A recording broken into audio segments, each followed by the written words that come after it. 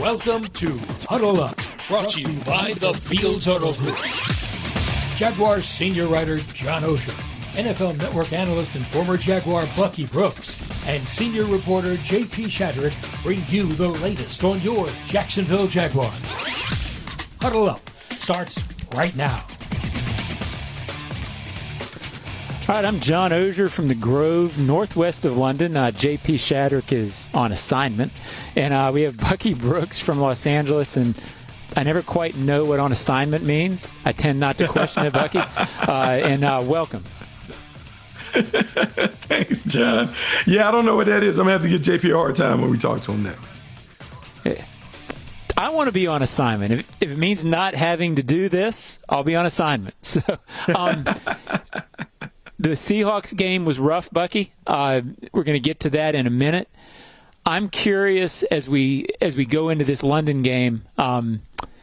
It seems to me it's the first time that they've really faced adversity in the sense of, I think they could have won Cincinnati, probably should have won Cincinnati. This is the first game that they sort of got outplayed. Could be room for a little doubt. How big is this on that front, in your opinion?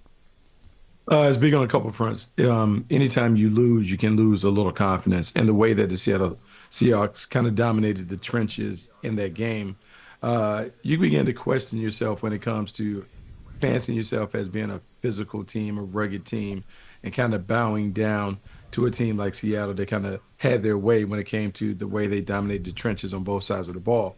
That said, I feel like the team walks away more upset about the self-inflicted mistakes, the penalties, the mental miscues, the drop passes, maybe the blown assignments, more so than the physical part of it, because they felt like, my sense in being on the sideline and being around the team, they felt like it's the Jaguars versus the Jaguars. And if the Jaguars don't beat themselves, they got a chance to beat anyone. So can they clean up the messes from the previous week and have a much better performance against a Rams team that is tough? They're heavyweight. Yeah, unsurprisingly, the focus on themselves is a huge theme for Liam Cohen this week. I think, too, Bucky, it's significant. To me, they're dealing with less than 100% or out from four guys who I think are among their best 10 players. Robert Haynes, who we're not sure of.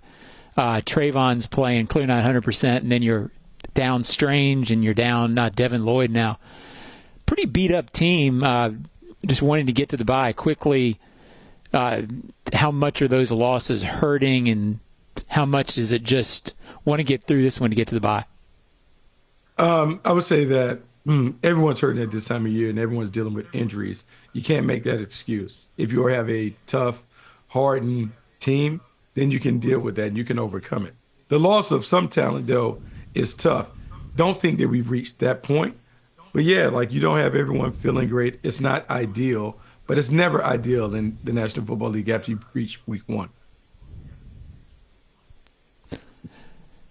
Huddle Up with Bucky Brooks is brought to you by Fields Auto Group Jacksonville. See Fields first. Jacksonville's premier luxury auto group. Go to fieldsauto.com. That was my first read, Bucky. I'm a big read guy when I host the show. You know that, right? I like that. That was a nice read. You got to it. That was nice. I dig it. Well, I got through it. I fumbled a little bit, with apologies to Fields, but we'll come back to it. Let's go back to the Jaguars-Seahawks, Bucky. Trevor Lawrence, obviously, this was a tough day for the offense overall. I thought he played okay. I think he's playing okay. I think he's better. I think he's playing better than people think. Just assess Trevor a little bit right now through 6 games, specific to Sunday.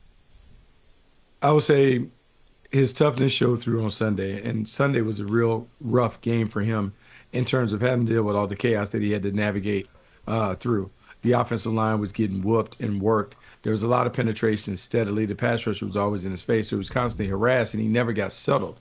What I like from him, the poise that he displayed, the composure, the competitiveness, all that was good.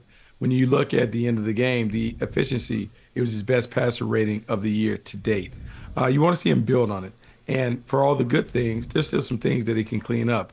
The MIG miss down the sideline, that would have been a big play ball. I think that was to De'Ami Brown. If he puts him in stride, that is an explosive play that this offense desperately needs. Being able to help Brian Thomas Jr. some on those in-breaking routes. Look, it's a drop by Brian Thomas Jr., but can you maybe put it right on his chest so it becomes a catchable ball, maybe an easier ball to catch? There are some things that you want your franchise quarterback to be able to do, but overall, he has done a really, really good job to this point. And the more that he is operating within Liam Cohen's system, the more comfortable I see him when he's on the field, in the huddle, running all of the things that he has to run at the line of scrimmage. Can't talk about this game without talking about the sacks. I guess the question I've gotten all week is, are they the first 5 games offensive line, or are they the game 6 offensive line? And I'm assuming it's somewhere in the middle. I'll just sort of throw it out to you like that. Yeah, man, look, I think they're somewhere in the middle. They've been great the last few weeks. I mean, pitching shutouts, not having anyone get close to the quarterback. You love to see that, and you would like to live in a world where that is true, that your quarterback never gets touched, and you're always able to throw from the grassy knoll and those things. It's not going to happen. I think they ran up against a team that is very athletic, very physical, very talented, and that talent overwhelmed them at times. And you saw a team that was overwhelmed when you saw the consistent breakdowns and protection. That's it. It's early. You can learn from these things if you take a hard look at the tape and everyone is willing to improve. The team has gotten better. It's not always reflected on the scoreboard in terms of like the points and those things, but this team has consistently gotten better, and this unit has been a big part of it, that offensive line. No takeaways the other day, Buck. But to me, I thought it was a positive day for the defense in this sense. They gave up too many big plays. They gave up 2 that really cost them. But they stopped the run against a team that likes to run. It feels like they're showing they can do that. I'm not sure this is a great defense, but I think it's good enough to stop the run and get offenses into bad situations. I think that's sustainable. But overall, this game, and I guess just overall, where do you think the defense is? I think defense is trending in the right direction. The number one thing that you want to be able to do in the league is force turnover, so they do that. Second thing you want to be able to do is stop the run. And the reason why you want to stop the run is because when you stop the run, the turnovers come because now you're playing against a one-dimensional offense that has to throw when you know they're throwing. It allows you to heat them up. It allows you to play coverage and those things. So those 2 areas have been great. I would say the pass rush has been better than expected. Eric Armstead has been solid this year, 3.5 sacks. He has 12 total tackles. He's been really impactful, being able to beat his man on the inside. And for years, we've been talking about, man, Trayvon Walker, Josh Allen need one other person to lighten the load, to take some of this off their plate. Armstead has been able to do that because he's been able to make enough plays. Not that he consistently commands a double team, but you do have to pay your eyes on him. That means one of the edge rushers gets a one-on-one, and that's when you've seen the feeding frenzy come from the Jaguars. Circle back to offense before we close this segment. All the penalties created a lot of bad down and as rough as the sacks were, those 2 elements probably created more difficult situations for the line and put them in bad spots. If they can run and reduce penalties, boy, that would help the offensive line moving forward. They were in some bad spots as well on Sunday. Yeah, some coaches, however they phrase it, man, they'll call them the DBOs, don't beat ourselves.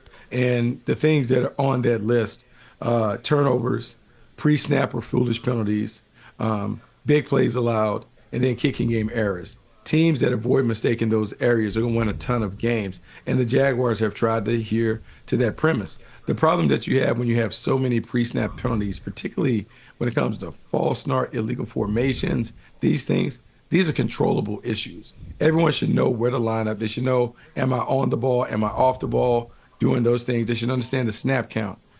We are messing up and giving away yards on simple things that should be day one of football. And until we clean up that part of it, this team will be on a bit of a roller coaster ride this year.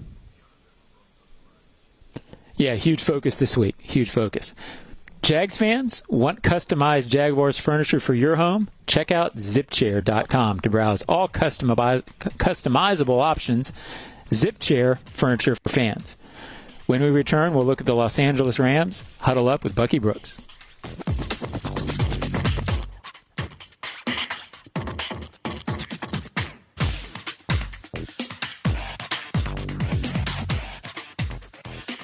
Hello, I'm Dan Fields. For over 50 years, Fields Auto Group has been America's premier family-owned luxury auto group, selling the most iconic brands in the world.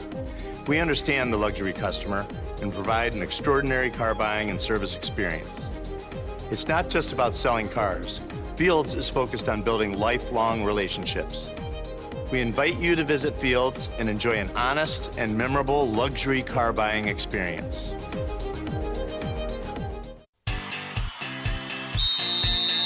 It's game time, Jaguars fans. This season, feed your fandom with the Jaguars sub from Publix, the official supermarket of your Jacksonville Jaguars. Wow! Sink your teeth into crispy chicken tenders, boar's head bacon, melted cheddar, sweet coleslaw, and smoky barbecue mayo, all stacked on a fresh white roll. Taste the hype only at Jacksonville Publix locations. Publix, where shopping is a pleasure.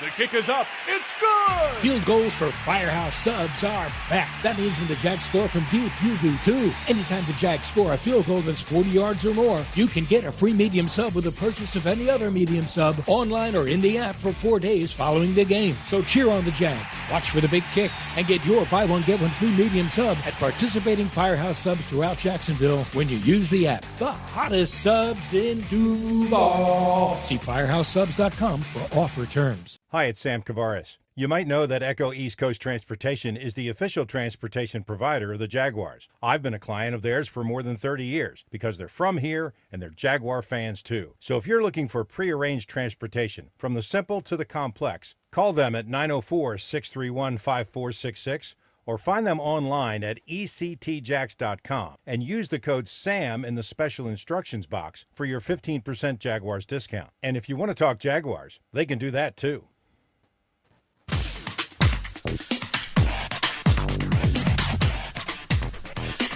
All right, the Jaguars are gearing up to face the Los Angeles Chargers on Sunday, November 16th for our annual Salute to Service game. Join us as we honor and celebrate the brave men and women of our military all game long. Secure your seats now and be part of the action by visiting Jaguars.com tickets or call 904-633-2000. All right, Bucky, we're on to the Rams. As you mentioned, this is a good team. They're a strikingly, consistently good team that's been able to withstand some things. They're also the Jaguars' North Star, as Liam and James have both acknowledged. This is it's a team that influences the Jaguars greatly. They're a very good offensive team. I'll start with Stafford, who strikes me as you never really list him among the guys at the position, and yet he's one of the guys at the position. How good is he? He's really good, man. He's really good because now at his age and his experience level, he knows how to kind of insert himself into the game and become a playmaker or whether to just operate as a game manager. And with that experience and expertise, he gives the Rams whatever they need at that moment. This offense is very creative and dynamic and explosive offense, but it's still kind of created with the blue-collar mentality. They want to run the football. They want to set you up to take shots off play action. They're going to do it creatively with snug splits and alignments, misdirection and fakes. But they still want to push the ball down the field while retaining control of it through the ground attack. With Matthew Stafford, you have someone who can color outside the lines if needed. If the offense isn't going according to script, he can kind of break free from that. They can get into a drop-back passing game and attack you there. He is so good that, look, he's destined to be a gold jacket player, and this is going to be a huge test for the Jaguars. Look, outside of Pat Mahomes, this might be the best quarterback that they faced on the schedule. Yeah, it's interesting. You're talking about pretty egoless player. He's going to give you what you need, but not necessarily have to go make a name for himself. He's well past that. So I think it's pretty interesting. Interesting guy to watch. Tell me this, Bucky. the Jaguars fans have been watching this offense for 6 weeks now. Watching the Jaguars offense, do they know what to expect based off that? What are the differences? Look, there are a lot of, obviously, schematic similarities. And I would say that what Liam Cohen is running is maybe the first iteration of the Rams offense when they had Jared Goff. They were doing a lot of things when it came to snug alignments. They were using fly sweep motion and doing some various things. We haven't seen that, but I think part of the reason why we haven't seen that enough, we had so many issues with the penalties that he may not be able to get in his bag and really fully build out the bells and whistles for this offense that he wants to do. But very similar, I would say, the 3 receiver sets, the kind of receivers that they have reminds me of those original days when they had Brandon Cooks and Robert Woods and Cooper Kupp, and they were really doing some creative things. Now, Todd Gurley was in the backfield, and I won't say that Travis Etienne is that, but we have seen Travis Etienne put big plays up.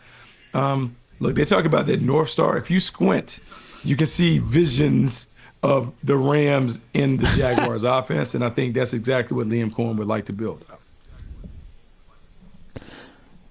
Defensively, again, I think a lot of Jaguars fans, probably myself included, don't follow the Rams or Seahawks enough to know the details of it. But similar, to compare the Seahawks defensive line to the Rams defensive line. The Rams defensive line has big-time pass rushers. Similar matchup, or are there subtle differences? Very similar matchup in terms of what you're going to deal with in terms of energy, physicality, and relentlessness. The Rams are a team that prides themselves, and look, it's not the talent, it's the toughness and it's tenacity. It's how they go about doing their business, where they wear you out. They have really good players, but it's how hard they play that really shows up on tape. This is going to be a challenge because coming off of the heels of the performance against Seattle where, let's be honest, man, up front they really whipped us. Can we settle in? Can we handle that relentless approach that you're going to face from a very young, athletic defensive line? Didn't handle it well last week, but hopefully that prepared us to handle it better against a Rams team that's really good on defense. What's the key to McVay being such a good coach? I guess I'm phrasing this like this. They've been able to withstand. I know Les Snead's a good GM. It's organizationally good. But to me, McVay has been the forefront of almost redefining the league. I think, you have your eras. The era moving forward is going to be based on a lot of what this guy does. But beyond scheme, what makes him good? I think he has a clear vision for the team that he wants. And what's unique about Sean McVay is someone who is viewed as an offensive wizard. His philosophy is still deeply rooted in old school principles. Run the football, toughness on both sides of the ball. The culture part of the team really, really matters. And he is a great developer and maintainer of those standards. He is a great coach because I think he is one of the best communicators in the business. He tells you exactly what he expects. He doesn't sugarcoat things. He has a care factor that endears him to players while also being able to hold them accountable. And a lot of things that we are privy to witness in the building in Jacksonville, those things came from LA in terms of the feel that we currently have in Jacksonville where everyone feels connected, everyone feels like they matter, but there are high standards and expectations. The best thing about McVay is the way that he is the gatekeeper of the Rams' expectations and how they don't make excuses for their shortcomings. They line up, they play with who they have, and they don't make excuses one way or the other. I love that about them. And in the last 2 years, think about this, John. Last 2 years, they started 1-4, 1-4, and made the playoffs. You've been around teams in Jacksonville that get off to the slow start, and by week 6 is already trying to figure out when's moving day, when we're going to get the U-Hauls or whatever. To have your team bounce back from those kinds of starts, man, that's the toughness of the coach that is revealed in the players that reflect him. We'll be back in a moment with a closer look at Matthew Stafford's career. This is Huddle Up with Bucky Brooks.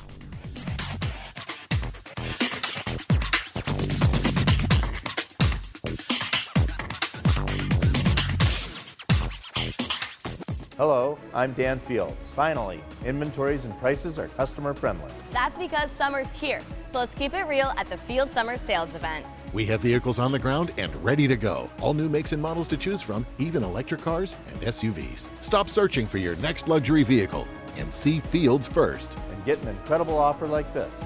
Right now, save up to $10,000 on remaining new 2024 Porsche models in stock at Porsche Jacksonville. Go to PorscheJacksonville.com. Jags fans, this one's for you. If you've got MyGate rewards, you're already in the game. But now you've got a shot at the ultimate prize, meeting QB1 himself, Trevor Lawrence, at Everbank Stadium with 3 friends by your side. With the MyGate Rewards Gatorade Club, every 5 Gatorade items you purchase equals 1 entry toward your chance to win. Stack them up and score big. See store for details. Gear up for the season. Gates got you. Watch the game, host your crew, or just unwind at BC Grill and Patio at Sheridan Jacksonville, part of the Marriott family of hotels. Enjoy craft cocktails, tasty bites, and indoor-outdoor seating perfect for watch parties, happy hours, and events. Mention this radio ad for 10% off food and drinks. Visit SheridanJacksonville.com or call 904-564-4772. Chelsea here, ready to upgrade your windows or patio doors? During our fall savings month, get 20% off your replacement windows and patio doors. Plus, enjoy 0 down, 0 payments, or 0 interest for 12 months. Our Acclaim Impact windows are built for Florida homes, designed to help you save on energy bills by maintaining indoor temperatures year-round. Offer ends October 31st. Restrictions apply. Visit bestwindowsflorida.com to schedule your free in-home consultation. License number CGC 1527613. Renewal by Anderson, where comfort meets savings. Got plans for 2028? The Jaguars do, and they'll be back better than ever. Be among the first to experience Stadium of the Future and cement your place in Jaguars history. Place your deposit now by visiting jaguars.com/SOTF tickets and join the future of the Jaguars. Welcome back to Huddle Up with Bucky Brooks. Defensive coverage of the game presented by GEHA, Government Employees Health Association. Benefits for federal employees and retirees. All right, Bucky, we're going to get back to Matthew Stafford. It shows you my inexperience as a host. We've already talked about Matthew Stafford, but we'll talk about him some more. His career overall, Bucky, I'm intrigued by it because it felt like early on with the Lions, probably not headed to Gold Jacket. And yet as soon as you say that, huge numbers always, and probably brought down by the team that was around him at that point. You said earlier, Gold Jacket guy. Some fans may hear that and go, really? I agree with you. Why is he a Gold Jacket guy? I mean, look, he at one point, he had the most comebacks and game-winning drives of any active player. And then you couple that with the fact that he's a Super Bowl champion. He is someone who has hit all the benchmarks when it comes to yardage and touchdown totals as a passer. You look at his talent, former number 1 pick who has accomplished all those things. Normally, it's a rite of passage. If you do those things, you go to Ken. And I just think there are so many people that will vouch for him, particularly his move to L.A. and how he was a hired gun and he set out to win a Super Bowl and he did that. To me, I just think that he is going, and the more he plays, the greater the appreciation for his game, his toughness, and what he really embodies.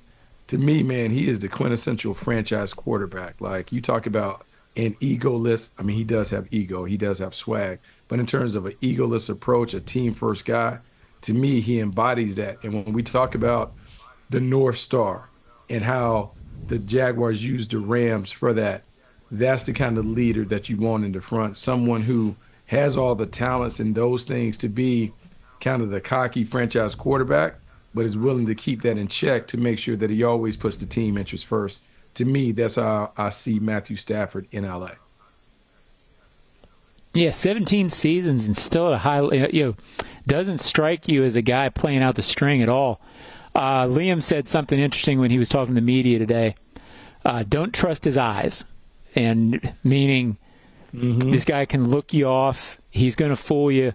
That's obviously 17th year veteran stuff that he's doing. How good is he at that? He's really good. And so what Liam is saying, for the fans to understand, the Jaguars are a zone-based team. And one of the things that you will hear is vision and break.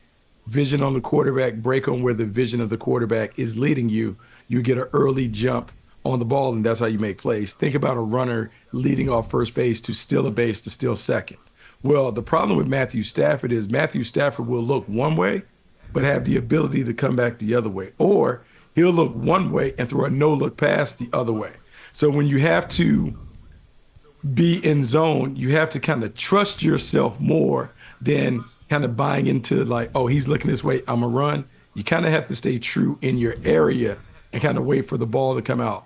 You can get picks, but it'll be different this week than in other weeks because a lot of times guys will take you to where those picks are going to happen. Matthew Stafford, you got to stay true to your landmarks in your areas, and you have to break quickly on the ball after it's thrown as opposed to being able to anticipate and maybe gain a step or two on the throw.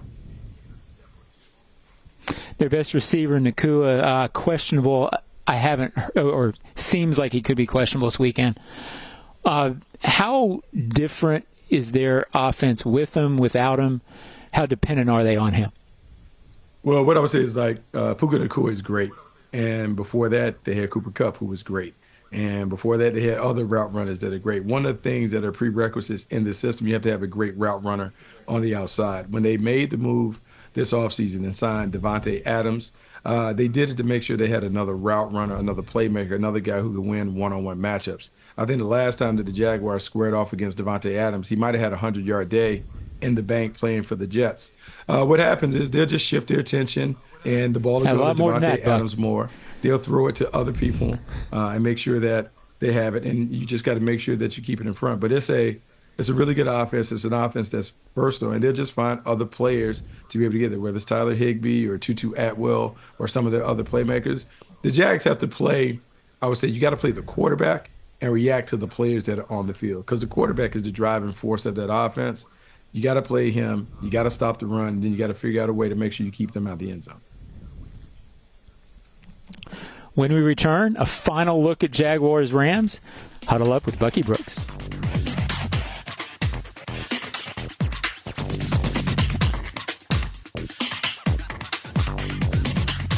Hello, I'm Dan Fields. Finally, inventories and prices are customer friendly. That's because summer's here, so let's keep it real at the Field Summer Sales Event. New inventory is arriving daily. All new makes and models to choose from, even electric cars and SUVs. Visit Fields today and find the fit for you. And get an incredible offer like this. For a limited time, get $3,000 off all Lexus TX350s in stock at Lexus of Jacksonville and Lexus of Orange Park. What's the best part about lawn care during the winter? You can give it a rest. Lawns only need watering up to once a week. Really, that's it. Using less water means you're saving time and money that you can put towards something else. Before you run your sprinklers, remember, give it a rest and only water up to once a week. For more information, visit waterlessflorida.com.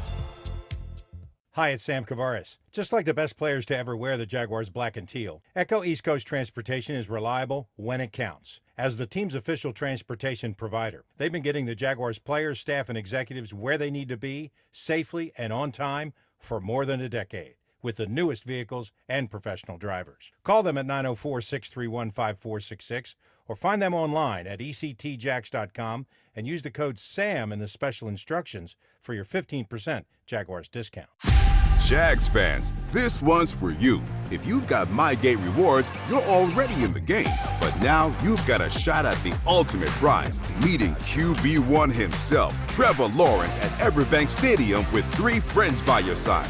With the MyGate Rewards Gatorade Club, every 5 Gatorade items you purchase equals 1 entry toward your chance to win. Stack them up and score big. See store for details. Gear up for the season. Gates got you.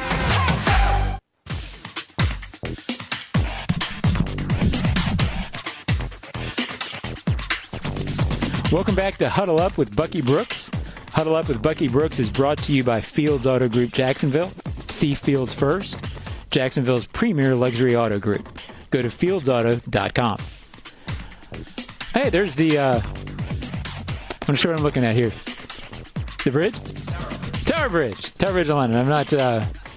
I'm a U.S. history buff, not an England history buff. So, but that's what it is, and we're back with Bucky. How big is this one, Buck? Look, I think it's big in terms of, like, we've gone through this gauntlet, John, and let's be honest, when we saw it on the schedule, this 4-game thing, we worried, like, how would the Jaguars respond? I felt like it might have been the toughest part of their schedule in terms of the teams that they were rattling off having to play. Kansas City, San Francisco, Seattle, and then the Rams. If they finish this one off and win this, that's 3-1 through that stretch. If you're Liam Cohen going into the bye week, you have to feel really good about your team because we haven't even come close to playing our best ball. So to be able to trudge through, get your record to maybe 5-2, doing a very difficult part of the season where you haven't played your best ball, it gives you hope that, man, we want to play our best down the stretch in November and December. You can get to that point. It's big in that regard. But even if there's a hiccup, the Jaguars have positioned themselves to a point where they can get in the hunt and be in the race. Everything is still under their control, whether it's the division, whether it's their playoff hopes and those things. And you don't want to get too far ahead in the wilderness thinking about that. But, man, they're really set up nicely to be able to do it. And you would love to see them go overseas, knock off the Rams, and have a lot of momentum going into the bye week where you can clean up some of the things that have really hurt you in the first part of the season. Yeah, I agree. A chance to get to 5-2, a 4-3 is like I think anybody would have taken 4-3 coming out for the season. Particularly, this 4-game stretch to me was actually a 5-game stretch. I get that Houston's 2-3, but you also beat Houston on the front end of that. The 3-game winning streak really defined this early part of the season. Yeah, 100%. And being able to get that, knock off Houston, if you're able to put another pelt on the wall with the LA Rams, you feel great about the team and what could be. Now, you got to stay healthy and you want to continue to improve. But right now, man, I think everyone would have to say so far so good for a debut season as you're trying to build and establish culture and expectations. I would love it. And that's why, look, I expect the Jaguars to play well on Sunday. It is a very difficult game, but the expectation is going to be the same. I look for them to get a big win over there and to be able to celebrate, get back on track for a week, and then come back and attack the last half of the season. I got a question for the NFL analyst before we get out of here. They know each other so well, meaning Cohen knows who McVay is, McVay knows who Cohen is. Can you outthink yourself with that?